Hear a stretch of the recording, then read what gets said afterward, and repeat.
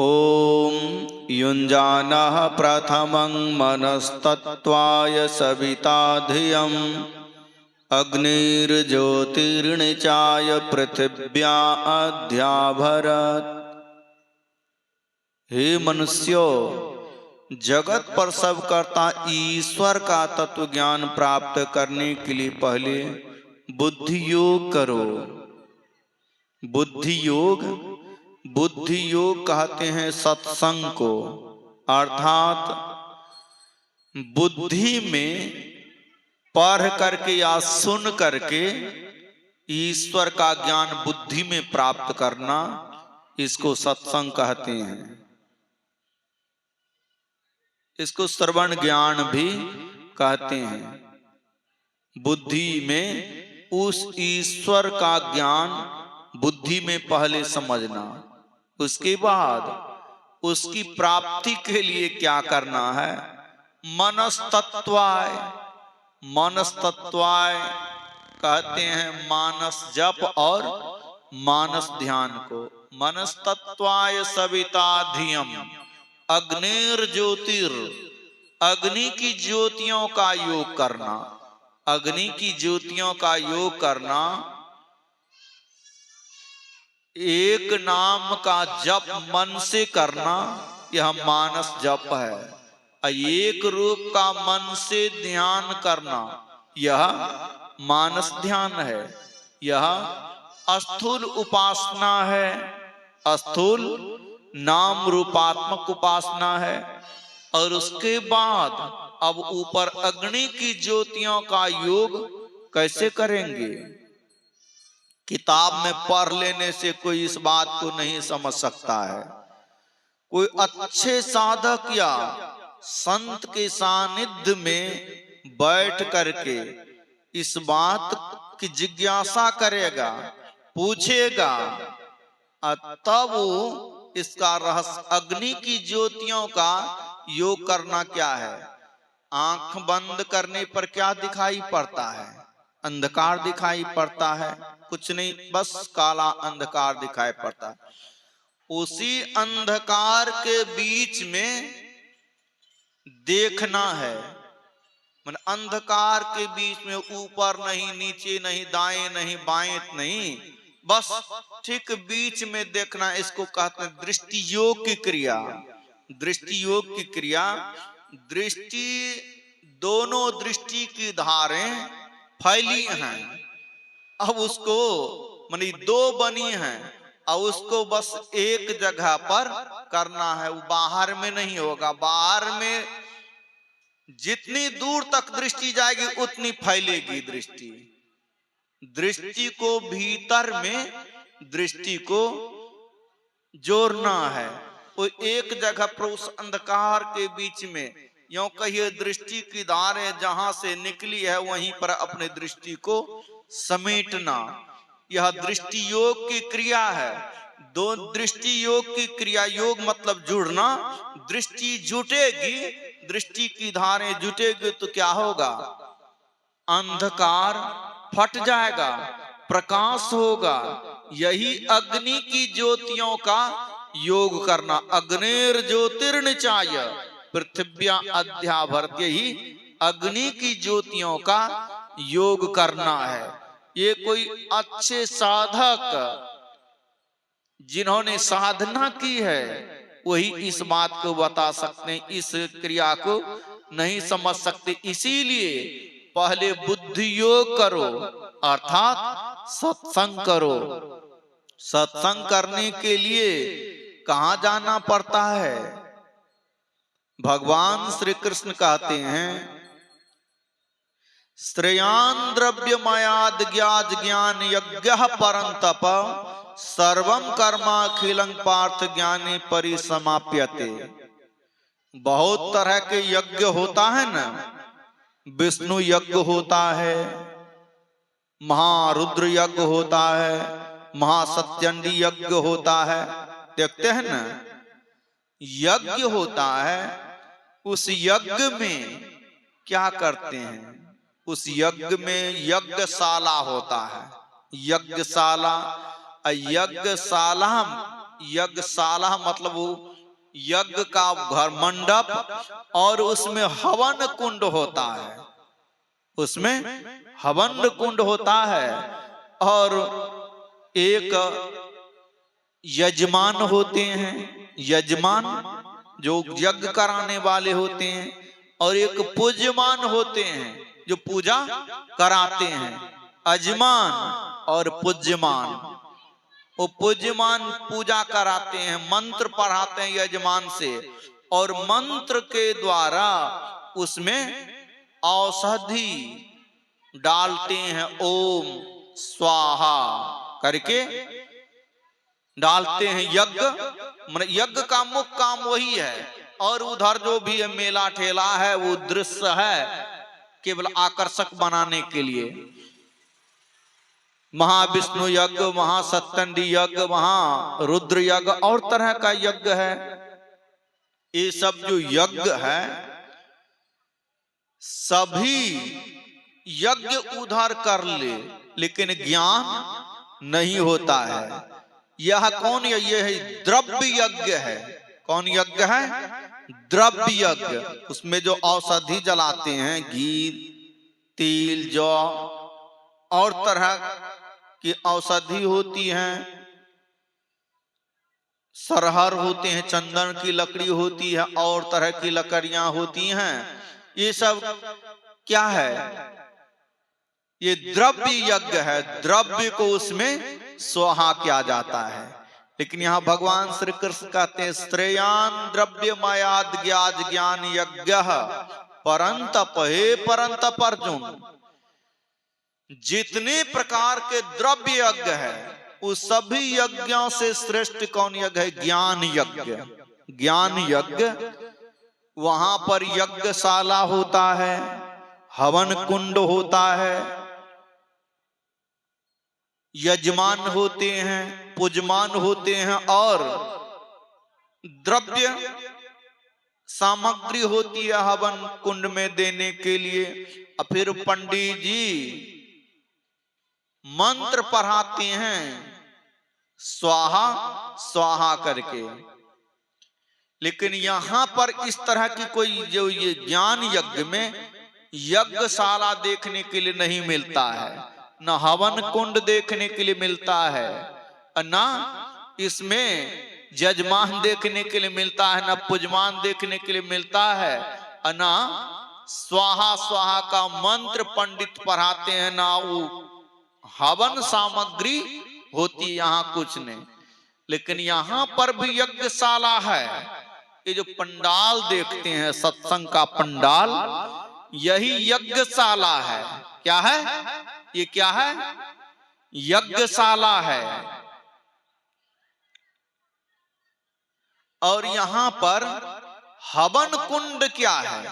हवन कुंड श्रोता का जितना कान है ना, श्रोता के एक श्रोता का 2 कान है, हजारों सैकड़ों हजारों श्रोता होते हैं सत्संग में। जिस श्रोता का कान का छिद्र ही यही यज्ञशाला है। श्रोता ही यजमान है, यज्ञ कराने वाले। यज्ञ मतलब यज्ञ होता है, और पूजा कराने वाले पूजमान जो प्रवक्ता होते हैं, जो ज्ञान की बातों को सुनाते हैं। यहाँ पर औषधि क्या है? यज्ञ सामग्री क्या है? संत कबीर साहब की वाणी, गुरु नानक देव जी की वाणी, गोस्वामी तुलसीदास जी महाराज की वाणी, सूरदास जी महाराज की वाणी, संत रविदास की वाणी, मीराबाई की वाणी, सहजूबाई की वाणी, चरणदास, जितने संत हुए हैं और जितने भगवंत हुए हैं, वो शिव की वाणी हो, राम की वाणी हो, कृष्ण की वाणी हो कि दुर्गा की वाणी हो, जितने संत और भगवंत की वाणी है, भक्त की वाणी है, ये सब क्या है? यही औषधि हैं। यहाँ पर स्वाहा स्वाहा की ध्वनि नहीं होती है, बस प्रवाचक बोलते हैं संत वाणी, श्रोता के कान में वह वाणी जाती है, कान के छिद्र में, शब्द जाता है, स्वाहा स्वाहा की ध्वनि नहीं होती है, यहाँ पर धुआं नहीं निकलता है, फिर भी मन के अंदर में जो पाप वृत्ति है, पाप वृत्ति को विचार, यह जल करके भस्म हो जाता है।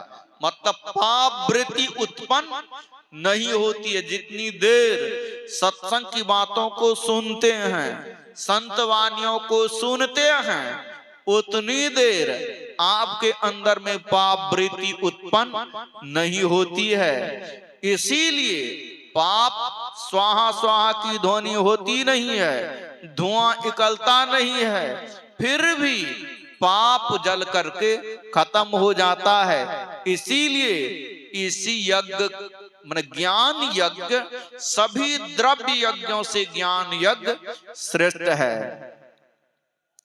इस ज्ञान यज्ञ को सुनने के लिए कहां जाना पड़ता है? संकेत करते हैं। तद्विद्धि प्रणिपातेन परिप्रश्नेन सेवया उपदेक्षन्ति ते ज्ञानम ज्ञानिनस्व तत्वदर्शिनः। हे अर्जुन, तुम तत्वदर्शी ज्ञानियों के पास, ज्ञान वही न सुनाएगा जिसके पास ज्ञान होगा। अज्ञान जिसके पास है वह ज्ञानी है, और ज्ञानियों में तत्वदर्शी ज्ञानी मन आत्म साक्षात्कार किए हुए महापुरुष संत की बात यहाँ कह रहे, उसके पास जाओ। तद्विद्धि प्रणिपातेन, प्रणिपातेन मतलब होता है प्रणाम, प्रणिपात मतलब होता है प्रणाम करना, जिसे ना हिंदी में कहते हैं प्रणाम करे छिए। प्रणाम मतलब प्रणिपात होता है, ये संस्कृत का शब्द। प्रणिपातेन परिप्रश्नेन सेवया, उसकी सेवा करके उसको प्रसन्न करो। प्रणाम करो, पहले तो उसके पास जाकर के प्रणाम करो, दंडवत प्रणाम करो यहाँ जैसे भी, और उसकी सेवा करके उसको आज्ञा का पालन करना भी सेवा है, और तरह की सेवा है। सेवा करके उसको प्रसन्न करो, उसकी परिक्रमा करो, उसको प्रणिपात करो, उसको सेवा करके प्रसन्न, यदि वो प्रसन्न हो जाएंगे तब तत्व ज्ञान का उपदेश करेंगे। यहाँ पर द्रव्य ज्ञान से श्रेष्ठ है ज्ञान यज्ञ। अज्ञान यज्ञ कहते हैं सत्संग को। सत्संग के बिना ज्ञान नहीं हो सकता है। बहुत आदमी हैं, वो भजन करने के लिए तो चले हैं, भजन करने के लिए उस कितने गृहस्थ भी हैं, भक्ति करने के लिए तो चले हैं, लेकिन अब ज्ञान नहीं रहने के कारण जो नहीं करने का वह भी काम वो करते हैं। भजन करने के लिए तो चले, अरे दुर्गा थान में पूजा करने के लिए जाते हैं, यहाँ तक तो ठीक है ना, दुर्गा थान में पूजा करने के लिए जाते हैं, पूजा करना भक्ति करना है, वहां भी स्तुति करते हैं, वहां जाकर के पूजा पाठ करते हैं, जल फूल नैवेद्य चढ़ाते हैं, यहाँ तक तो ठीक है। और उसी भक्त के द्वारा वहां पर जो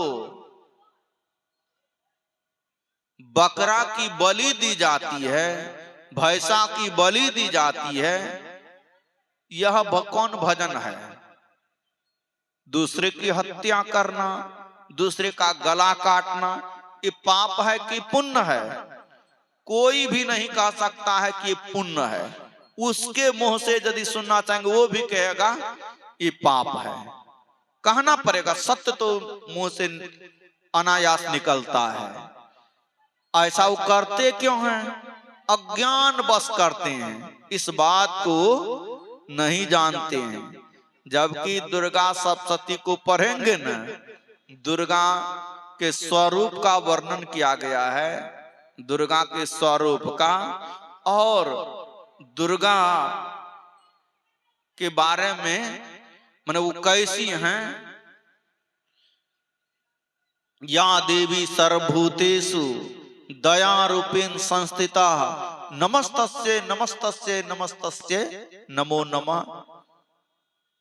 हे देवी, आप दया का स्वरूप हैं और उसको कहते हैं कि बलि लेती हैं दुर्गा मां, तो उसको निर्दय आप बना रहे हैं। ये पाप कर रहे हैं कि पुण्य कर रहे हैं? ये ज्ञान नहीं रहने, ज्ञान होता कहां पर है? ज्ञान होता है सत्संग सुनने से, महापुरुषों का सानिध्य प्राप्त करने से। कितना आदमी भजन करने के लिए चला, अब गांजा पीने लगा, गांजा पीने लगा, भांग खाने लगा,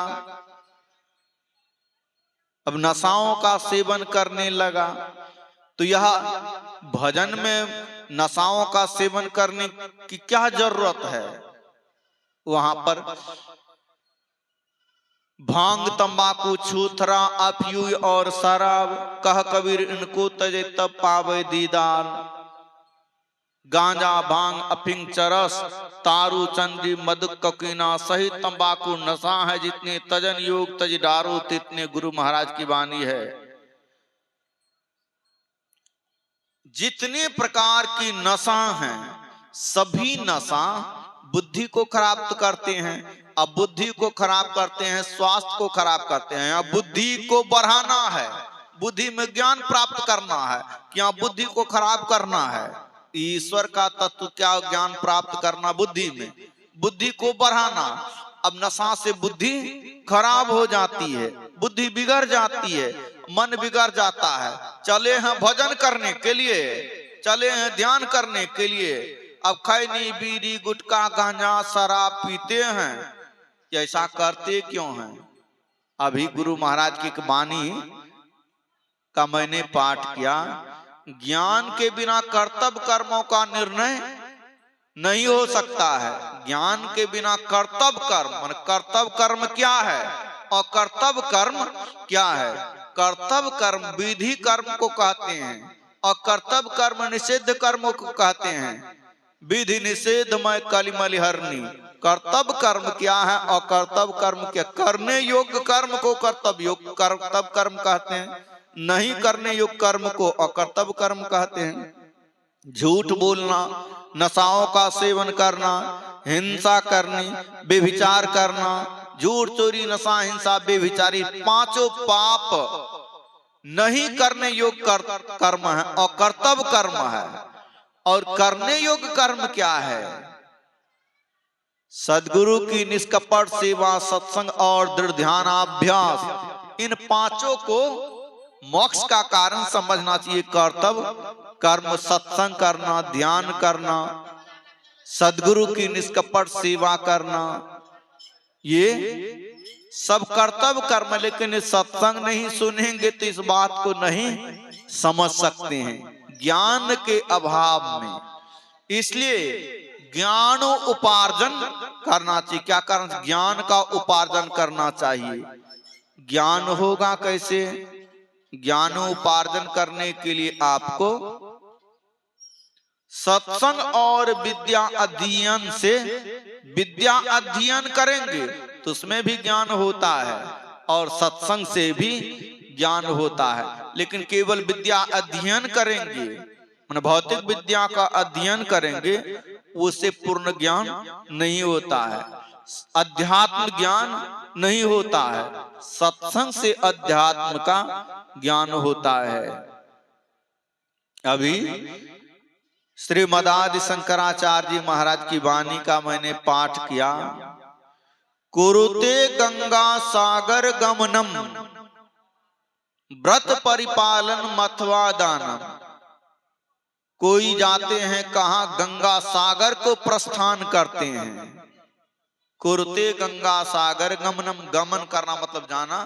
कोई गंगा सागर में जाते हैं स्नान करने के लिए, तीर्थ है।